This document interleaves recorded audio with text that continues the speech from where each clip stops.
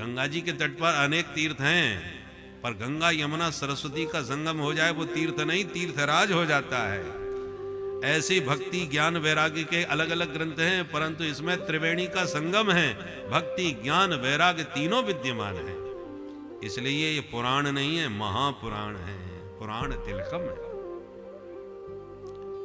नारद जी बोले बस एक प्रश्न हो, क्या कि भागवत से केवल भक्ति ज्ञान वैराग्य ही जागता है कि पापियों के पाप भी काटता है?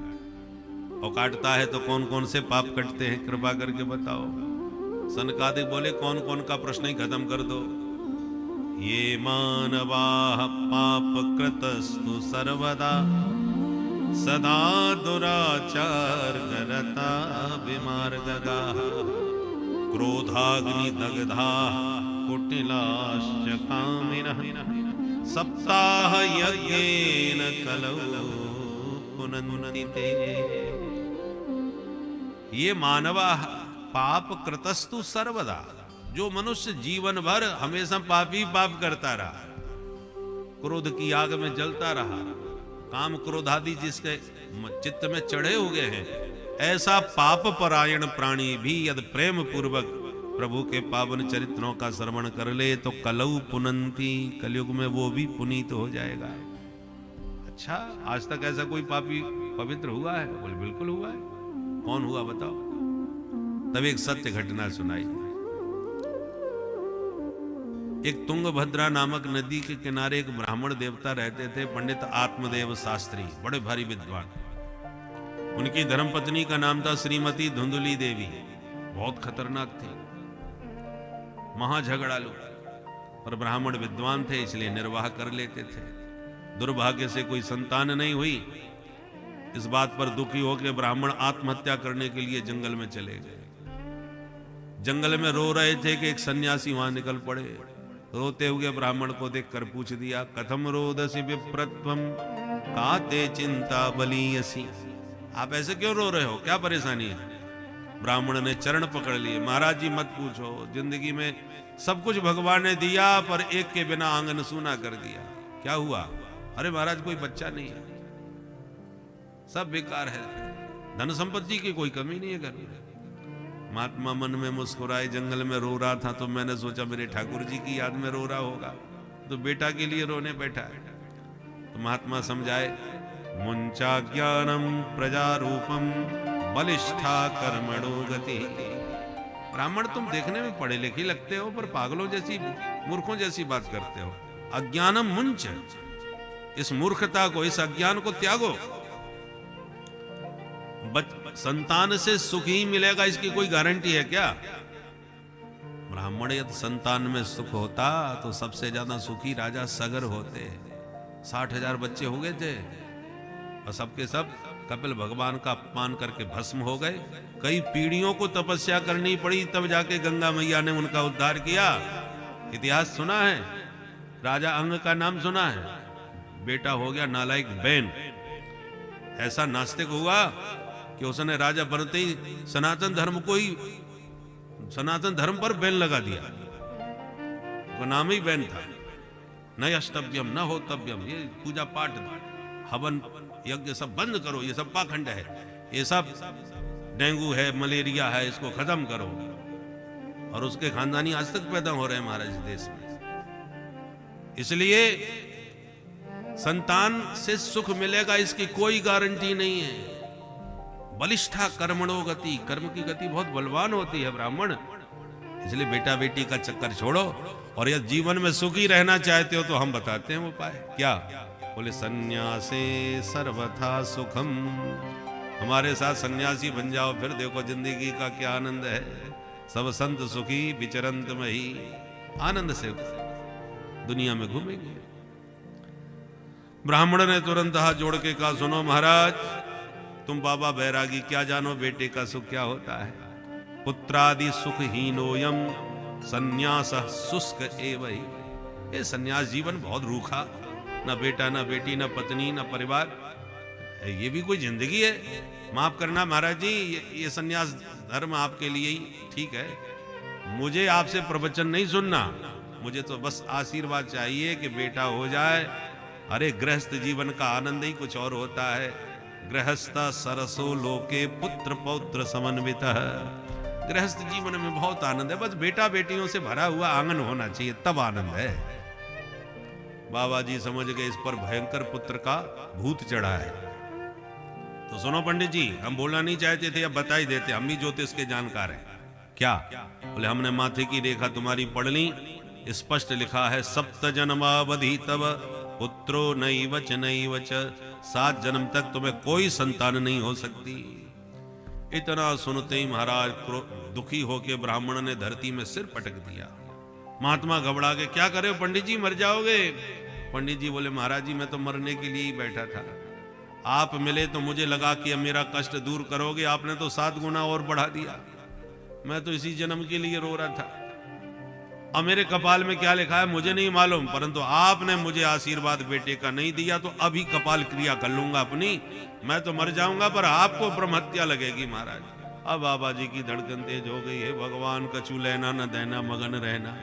अपनी मस्ती में जा रहे थे, अच्छी राम राम हो गई, ये तो मेरे कोई ब्रह्म हत्या लगा रहा है। सुनो पंडित जी हमें जाने दो, फिर तुम्हें जो मर्जी आवे सो करते रहो। बोले नहीं, त्वदग्रे शोक मूर्छिता, तुम्हारे सामने ही मरूंगा, इन चरणों में छोड़ूंगा नहीं आपको।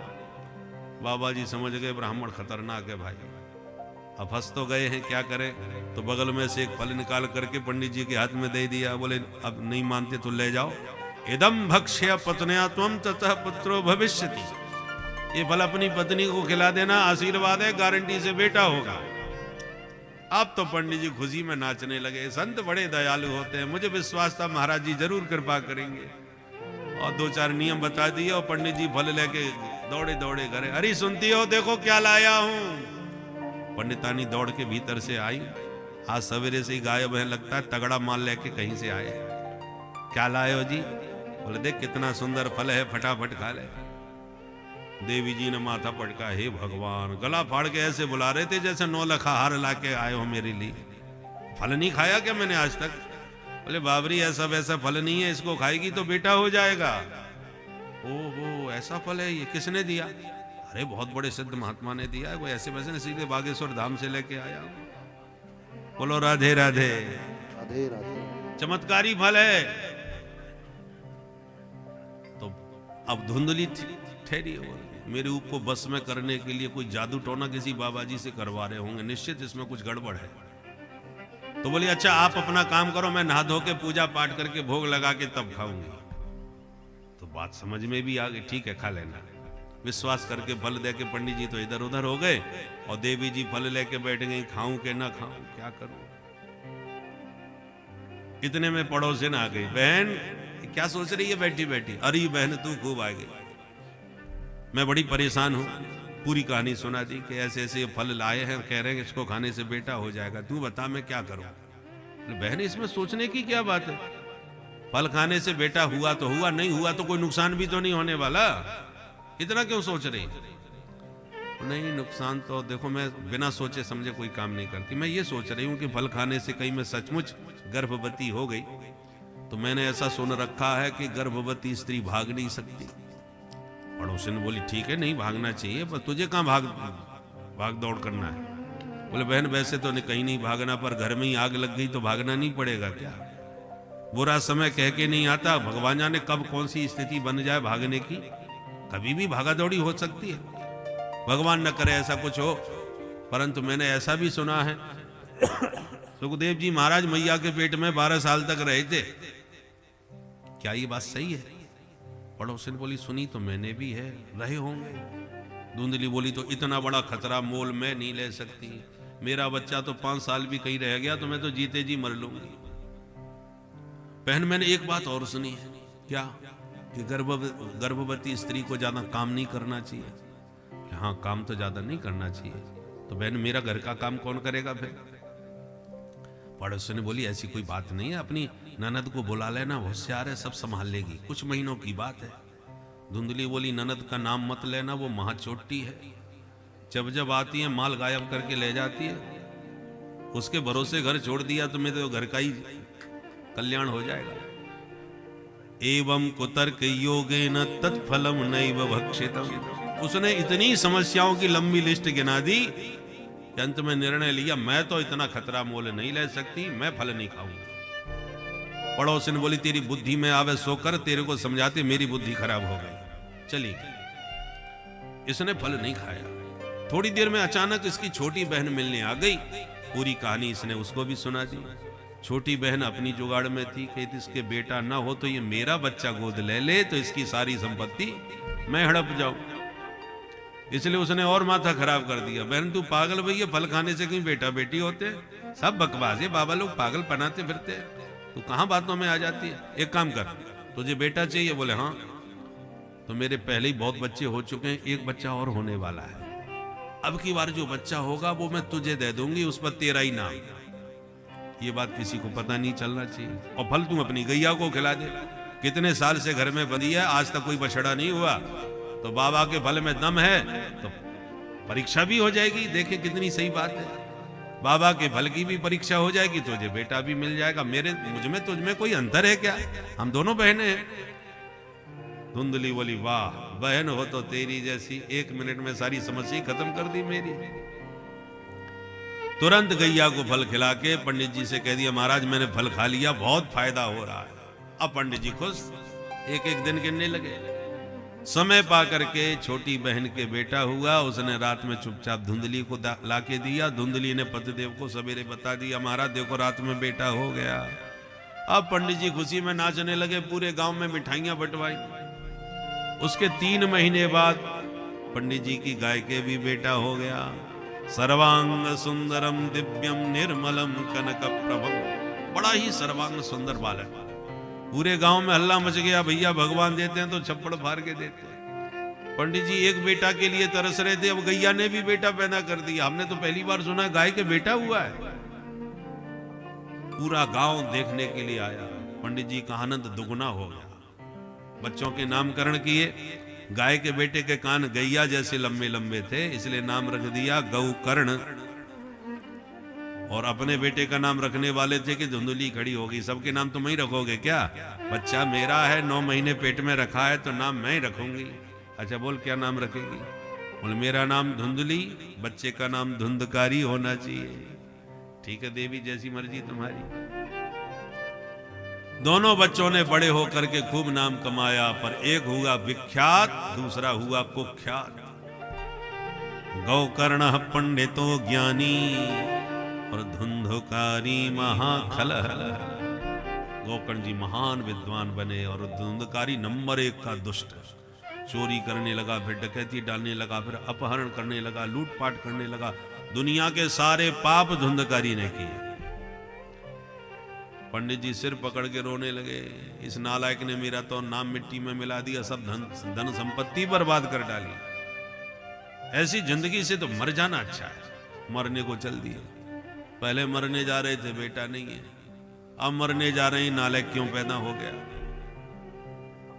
यही है दुनिया। तब गौकर्ण जी ने हाथ पकड़ के पिताजी को बैठा के बड़े प्रेम से समझाया, पिताजी इस संसार का नाम ही है दुखालय, यहां कोई सुखी नहीं है। न चेन्द्रस्य सुखम किंचित न सुखम चक्रवर्तिनः सुखमस्ति विरक्तस्य मुनिरेकांत जीविनः। संसार में कोई सुखी नहीं है। आप किसी को भी पूछ के देख लो, जिसको आप परम सुखी मानते हो कि ये बड़े धनवान, इनकी इतनी फैक्ट्रियां, इतने बंगले गाड़ी है, सब ये महाशय बहुत सुखी होंगे। उनसे पूछ के देखो जरा, टटोल के देखोगे, सोई कहते हैं महाराज भगवान का दिया सब कुछ है, परंतु घर में शांति नहीं है। भगवत कृपा से, भागवत की कृपा से हम लोग तो छोटे बड़े सब जगह जाते हैं, देश विदेश में, और बड़े बड़े करोड़पतियों में सबके घरों का यही हाल है। जहां आपने, क्योंकि साधु संत ब्राह्मण विद्वानों से लोग घर की बात बता देते हैं, घर की समस्या सुना देते हैं, बड़े बड़े करोड़पतियों को। महाराज देखो अभी बंटवारा हुआ था, हमको केवल 1500 करोड़ मिले, सिर्फ 1500 करोड़ मिले, सब गड़बड़ हो गया। फलानी फैक्ट्री ले ली, फलानी फैक्ट्री ली, 1500 करोड़ हम तो लिख भी नहीं पाएंगे कितने होते हैं भाई। और इतना पा करके भी टेंशन करके रो रहा है, बताओ इतने ही मिले हमको। ये सच्ची बात बता रहे। तात्पर्य यह है कि हमको लगता है कि वो बड़े सुखी हैं, परंतु हम लोगों, देखो दुख की वैरायटियां अलग अलग है। दुखालय में, दुखालय का मतलब क्या है? जैसे औषधालय, औषधालय में जाओगे एक ही दवा थोड़ी होगी, तमाम बीमारियां, तमाम औषधियां। उसी प्रकार भोजनालय में अनेक प्रकार के भोजन सामग्री, ऐसे दुखालय में एक ही दुख थोड़ी मिलेगा। दुख की भी वैरायटियां अलग अलग होती है। गरीब का दूसरा दुख है, अमीर का दूसरा दुख है। गरीब का आता है कि महाराज भोजन पानी का कोई ठिकाना नहीं है, भूखे मर रहे हैं, और अमीर कहता है महाराज भूख नहीं लग रही, खाने की इच्छा ही नहीं होती। दुखी दोनों ही हैं, तरीके दूसरे अलग अलग। इसलिए गौकर्ण जी कहते हैं पिताजी न चेन्द्रस्य सुखम किंचित, सामान्य लोगों की छोड़ दो, देवराज इंद्र भी सुखी नहीं है। न सुखम चक्रवर्ती न, जिनको आप चक्रवर्ती नरेश सम्राट समझते हैं वो भी सुखी नहीं है, वो भी बहुत ज्यादा टेंशन में रहते हैं, कब किसका आक्रमण हो जाए, गुप्तचर विभाग में किसका विश्वास किया जाए, कौन विश्वसनीय है वो। और जितना, अरे आज छोटे परिवार से ही आप समझ लो, एक छोटे से परिवार में ही कितने टेंशन होते हैं, और जो पूरे देश को चला रहा है उसको कितना टेंशन होगा। 17-18 घंटे काम करने वाले वो भी बेचारे ठीक से सो नहीं पा रहे, इतना देश के लिए पूरा मर मिट के काम कर रहे हैं, फिर भी दुनिया गाली दे रही है, अरे उसने क्या किया, उसने क्या किया, उसने देश को बेच खाया, उसने ऐसा कर डाला। दुनिया भर की गाली खानी पड़ रही है 18-18 घंटे काम करने के बाद भी। तो सब अपने अपने ढंग से, तरीके स्वरूप अलग अलग है, बाकी दुखी सब हैं, परेशान सब हैं। तो बेटा फिर सुखी कौन है? बोले सुखमस्ति विरक्तस्य मुनीर एकांत जीविनः, जो नितांत एकांत में शांत पड़े अपने भगवान के भजन में मस्त हैं, वे संत ही सुखी हैं। तब आत्मदेव को वो महात्मा की बात याद आ गई, अरे बाबा जी ने पहले भी यही बात कही थी। बेटा अब समझ में आ गई बात, सच में संत ही सुखी है, पर क्या करें, भजन में मेरा मन ही नहीं लगता, मैं कैसे भजन करूं। तब गौकर्ण जी ने बहुत बढ़िया उपदेश दिया, देहिस्तिमान् सरुदरे विमतिं त्यजत्वं जाया सुतादिषु सदा ममतां विमुञ्च पश्यानिशं जगदिदं क्षणभङ्गनिष्ठं वैराग्यरागरसिको भवभक्तिनिष्ठः धर्मं भजस्व सततं त्यज लोकधर्मान् सेवस्व साधुपुरुषान् जहि कामतृष्णान् अन्यस्य दोषगुणचिन्तनमाशु मुक्त्वा सेवा कथा रसमहो नितरां पिबत्वम्। इसको गौकर्ण गीता कहते हैं। ये 2 श्लोकों में ही सूत्र रूप में सारा सार निकाल के दिया।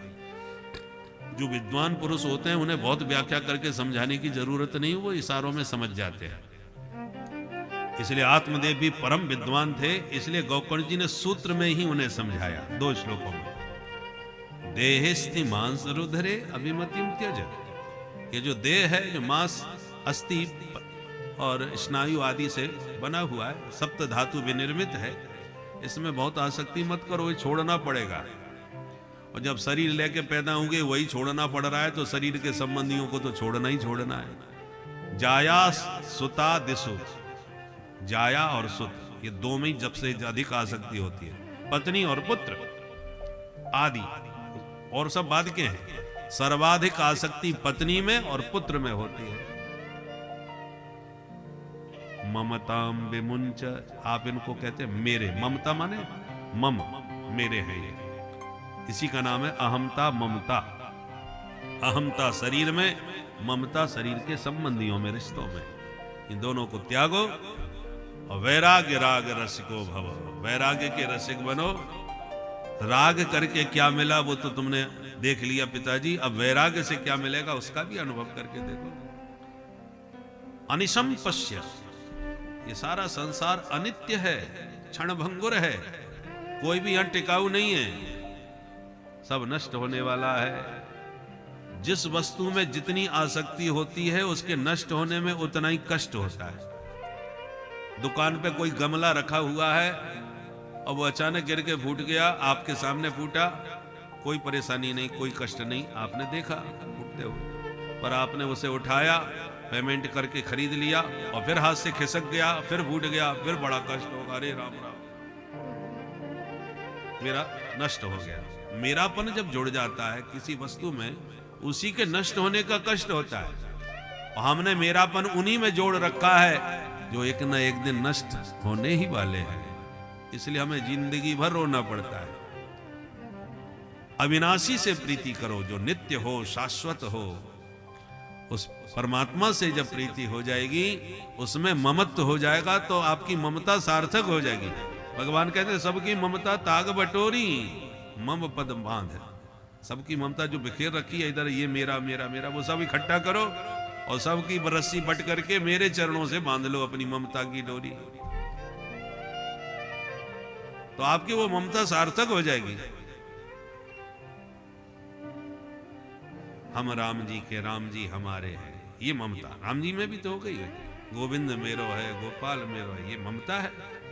पर संसार की ममता जहां कष्टकारी होती है, वहीं भगवान के प्रति जब ममत्व बुद्धि हो जाती है, वो ममता सार्थक हो जाती है, वो आपके कल्याण का मार्ग प्रशस्त करती है। उसका नाम भक्ति है। भगवान में जो ममता हो गए उसको ममता नहीं कहते, उसे भक्ति कहते हैं। लोक धर्मों का परित्याग करो और परम धर्म का आश्रय ग्रहण करो। साधु संतों का संग करो, भगवान की कथा प्रेम से सुनो, और कथा सुनते सुनते ही भगवान में अनुराग होगा। एक एक शब्द हृदय में उतर गया और आत्मदेव घर छोड़ करके जंगल में चला गया। दसम स्कंद का पाठ करते करते भगवान के चरित्रों में रति करते हुए आत्मदेव का उद्धार हुआ। अब पिताजी के जाने के बाद धुंधकारी ने माताजी को मारा पीटा, सो धुंधली ने जाके कुआं में आत्महत्या कर ली कूद के। और गौकर्ण जी तीर्थ यात्रा पर निकल गए। धुंधकारी अकेला रह गया तो 5 वैश्याओं को घर में लाके बैठा लिया। चोर डकैती का जितना माल था उनको देने लगा। एक दिन 5 ने मीटिंग करी, माल बहुत है और इसके आगे पीछे कोई नहीं है, आज ही निपटाओ। पिला खिला करके सुला दिया और रात में रस्सियों में बांध दिया उसे पलंग से, और गला दबा के मारने की कोशिश करी तो इसने चिल्लाने का प्रयास किया। जैसे मुंह फाड़ के चिल्लाने लगा तो एक ने अंगारे मुंह में भर दिए आग के, और तड़फा तड़फा करके मार के वहीं गड्ढा खोद करके गाड़ दिया आंगन में, और 5 गायब हो गई। गौकर्ण जी को पता चला तो गया में श्राद्ध करके घर लौटे। रात्रि में अचानक भेड़ का बच्चा दिखाई पड़ा, भगाने लगे तो भैंसा बन गया, फिर हाथी बन गया। गौकर्ण जी बोले कौन हो भैया, तो जोर से रोने लगा। गौकर्ण जी ने हाथ में जल लेकर के मंत्र पढ़ के मारा, सोई बोलने लगा, अहम भ्राता त्वदीयोस्मि धुंधकारीति नामता स्वकीयेनैव दोषेन ब्रह्मत्वं नाशितं मया। मैं तुम्हारा ही भाई हूं। कितने पाप किए जिसकी कोई गिनती नहीं। ब्राह्मण शरीर प्राप्त करके मैंने अपना ब्राह्मणत्व नष्ट कर दिया, उसी पाप के परिणाम ने प्रेत बना दिया। भैया मेरा उद्धार करो, मैं बहुत कष्ट पा रहा हूं। गौकर्ण जी बोले तेरे लिए तो मैं श्राद्ध करके आया हूं गया में। गौकर्ण जी बोले 100 श्राद्ध। धुंधकारी बोला 100 श्राद्ध कर लो, कुछ नहीं होने वाला, हम नंबर 1 के हैं, छोटे मोटे पापी नहीं है जो गया के श्राद्ध से तर जाएंगे। गया श्राद्ध सतेनापि मुक्तिर्मे न भविष्यति। गौकर्ण जी बोले चलो हम कोई दूसरा उपाय करेंगे, पर तुम्हारा उद्धार करके रहेंगे, ये वचन देते हैं। तो धुंधकारी गायब हो गया। रात भर सोए नहीं, सोचते रहे क्या करूं। सवेरा हुआ, क्षेत्र के सारे विद्वान बुलाए, विद्वत गोष्ठी करी, सबके सामने समस्या रखी, पर समाधान किसी से नहीं मिला। तब भगवान सूर्य नारायण से प्रार्थना करी और सूर्य भगवान ने प्रसन्न होकर के गौकर्ण जी को जवाब दिया। क्या? श्रीमद्भागवतान मुक्ति सप्ताहं वाचनम कुरु। प्रिय गौकर्ण, अपने भाई का उद्धार करना चाहते हो तो उसे भागवत सप्ताह विधि से श्रवण कराओ। तब गौकर्ण जी प्रसन्न हो गए और आषाढ़ मास के शुक्ल पक्ष में भव्य आयोजन किया और दुनिया भर के लोग आए। धुंधकारी भी आया, 7 गांठ के पोले मांस में घुस के कथा सुनने लगा। क्योंकि वायु प्रधान शरीर होता है भूत प्रेतों का, तो हवा में उड़ जाता था। तो पोले बांस में घुस करके कथा सुना। एक एक दिन की कथा से एक एक ग्रंथि चटकती गई। सप्ताह संपन्न होते ही सप्त ग्रंथियों का भेदन करके धुंधकारी चतुर्भुज रूप में प्रकट हो गया। बोल भागवत भगवान की जय। धन्या भागवती वार्ता प्रेत पीड़ा विनाशिनी। धन्य है भागवत की कथा जिसने मेरे जैसे पापी प्रेत को पवित्र कर दिया। एक दिव्य विमान आकाश मंडल से आया। भगवत पार्षदों ने हाथ पकड़ के धुंधकारी को अपने विमान में बैठाया। गौकर्ण जी ने पूछा, 1 मिनट, कथा सबने सुनी तो एक ही विमान क्यों आया, सबको क्यों नहीं? पार्षदों ने समझाया, भैया और तो सब टाइम पास कर रहे थे, कल्याण की कामना से तो केवल कथा धुंधकारी नहीं सुनी, बाकी तो कोई व्यवहार निभाने आता है, कोई टाइम पास करने आता है। तब तो श्रोता सब उदास हो गए। गौकर्ण जी बोले, आप उदास मत होइए, ये दास बैठा है, दोबारा आपको कथा सुनाऊंगा। तब श्रावण शुक्ल पक्ष में पुनः आयोजन किया। पहले धुंधकारी के निमित्त था, अब की बार पूरे समाज के कल्याण की भावना से किया। तो दूसरी कथा का जब विराम हुआ, सप्ताह संपन्न हुआ, तो जितने श्रोता उतने विमान प्रकट हो गए और साक्षात प्रभु ने प्रकट होकर के गौकर्ण को हृदय से लगा लिया। और जैसे अवधपुर वासी राम जी के साथ साकेत धाम गए थे प्रजा सहित रघुवंश मणि, ऐसे ही समस्त श्रोता समुदाय के साथ गौकर्ण जी भी भगवान के परम पद को प्राप्त हो गए। अयोध्या वासिन पूर्वम यथा रामेण संगता तथा कृष्णेन ते नीता गोलोकम योगे दुर्लभम। सनकादि कहते, नारद जी अब तुम ही बताओ, धुंधकारी जैसा नंबर 1 का महापापी भी पवित्र होकर के भगवत धाम का अधिकारी बन गया, तो छोटे मोटे पापी तर जाएं तो कौन आश्चर्य की बात है। और अंत में कथा श्रवण की विधि बतलाई। जैसे दवा दी जाती है तो विधि बताई जाती है, खाली पेट लेना है कि खा के लेना है कि दूध से लेना है। ऐसे ही जो भी भागवत की औषधि है उसकी विधि होती है। विधि क्या है? बोले सबसे पहले किसी विद्वान ब्राह्मण से मुहूर्त निकलवाओ। मुहूर्त जब बढ़िया निकले तो बढ़िया किसी विद्वान के पास जाओ, जिसको वक्ता के रूप में वर्ण करो। वक्ता का लक्षण क्या है?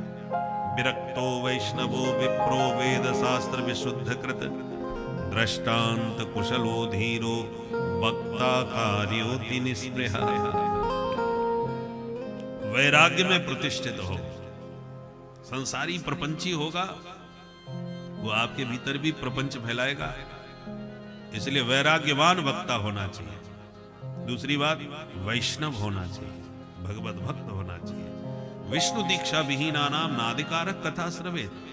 जो वैष्णव नहीं है, कथा कहने और सुनने का भी उसे अधिकार नहीं। अवैष्णव जब कथा सुनता है तो उसमें तमाम छिद्रान्वेषण करके मति भ्रमित करता है, उसकी मति और विकृत होती है। कथा तो मंथरा भी सुनती थी, राम जी के यहां तो हमेशा कथा होती थी, दरबार में कथा सुनती थी। और एक दिन कथा सुन करके उसी कथा का उदाहरण देख करके उसने माता कैकेयी को भड़काया। कद्रु विनतहि दीन दुख तुम्हि कौशला देव। उस दिन गुरु जी सुना रहे थे ना, कद्रु ने कैसा धोखा दिया था विनता को। हैं? कद्रु जो सर्पों की माँ है, उसने कहा सूर्य के रथ में जो घोड़े हैं उसकी पूंछ काली है, विनता बोली सफेद है। बहस हो गई, बोले जो हारेगी वो दासी, बोले पक्की रही। अब पूंछ थी सफेद, कद्रू ने कह दिया काली। पता चला रात में, कह रही ये तो हमसे गलती हो गई, अब तो मैं दासी बनूंगी, सौत की दासी नहीं बन सकती। सर्पों से कहा तुम जाके लिपट जाओ। अपने बच्चों से सर्पों को लिपटा दिया और दूर से दिखा दिया, देख काली पूंछ है। बोले हाँ पूंछ तो काली, वैसे तो मैंने सफेद देखी थी। बोले जो भी हो काली है ना? बोले हाँ है। दासी बना दिया।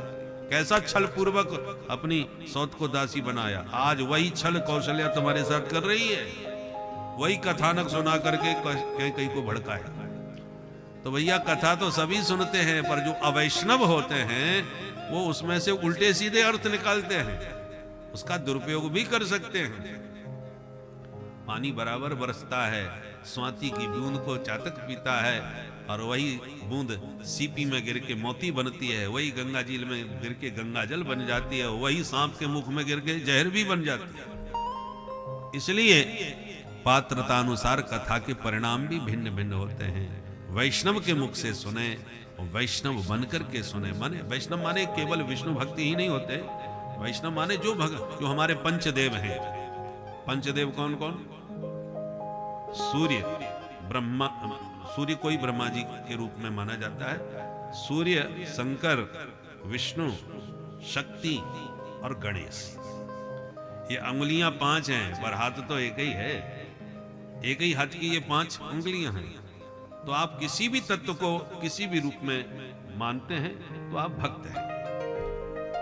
इसलिए बाकी विष्णु भक्त वैष्णव कहलाते हैं। वैष्णव अर्थ उनमें रूढ़ हो गया है। बाकी शक्ति के उपासक शाक्त कहलाते हैं, शिव के उपासक शैव्य कहलाते हैं। बाकी तत्व एक ही है, एकम सद्विप्रा बहुधा वदन्ति। इसलिए भगवत भक्त जब कथा सुनता है तो कथा के वास्तविक तात्पर्य को समझ के सकारात्मक लाभ उसका मिलता है। वक्ता जब व्यासपीठ पर बैठ जाए फिर व्यक्ति विशेष के रूप में न देखकर उसे साक्षात व्यासनंदन सुखदेव जी के रूप में ही देखकर उसका अभ्यर्चन पूजन करना चाहिए, प्रार्थना करनी चाहिए। सुख रूप प्रबोधज्ञ सर्वशास्त्र विशारद एतत् कथा प्रकाशेन मद ज्ञानम विनाशय। हे व्यासनंदन सुखदेव जी महाराज, अपने दिव्य ज्ञान के प्रकाश से हमारा सारा अज्ञान रूपी अंधकार मिटा दीजिए। सामर्थ्यानुसार व्रत लेकर के कथा सुने। कथा में ऐसा कोई नियम न ले जिससे कथा में बाधा पड़े। पता चला एक समय के भोजन का आपने नियम ले रखा है और जहां 5 बजे से घड़ी देखने लगे, दिखाने लगे महाराज सवेरे के भूखे हैं, जल्दी निपटाओ, तो आपका मन यदि भोजन में ही पड़ा है तो अच्छा है भोजन करके ही आओ। स्पष्ट कह रहे भोजनम तु बरमण्ये कथा श्रवण कारकम नोपवास बर प्रोक्त कथा विघ्न करो यदि। उपवास से कथा में बाधा पड़े तो उपवास की आवश्यकता नहीं है, भले ही तुम 5 बार भोजन करके बैठो। परंतु प्राय होता ही है कि भोजन करके जब हम आते हैं तो खर्राटे बजाते हैं, फिर नींद आती है, कथा में मन नहीं लगता। इसलिए एक समय फलाहार कर लेना चाहिए, फिर शाम को कथा के बाद खूब फलाहार करो। पर कथा के समापन में सभी श्रोताओं को हरिनाम संकीर्तन अवश्य करना चाहिए। कीर्तन की बात सुनकर के नारद जी ने बीणा पर छेड़ दिया रागमाल कोश। प्रहलाद जी ताली बजाते प्रकट हो गए, उद्धव जी मजीरा लेकर आ गए और सनकादिक जय जयकार करने लगे। स्वयं अर्जुन ने प्रकट होकर के स्वरों का आलाप भरना प्रारंभ किया। देवराज इंद्र ने मृदंग बजा करके ताल दिया। सुखदेव भगवान प्रकट होकर के भागवत के श्लोकों का गायन करने लगे। भक्ति ज्ञान वैराग तीनों ताता थैया करके नाचने लगे। अद्भुत अलौकिक नाम संकीर्तन हुआ। ब्रह्मा विष्णु महेश अपनी अपनी शक्तियों के साथ प्रकट होकर के संकीर्तन का दर्शन करने लगे। आइए अब हम और आप भी किसी संकीर्तन मंडली में सम्मिलित होकर हरि नाम संकीर्तन करें। बोल भागवत भगवान की जय।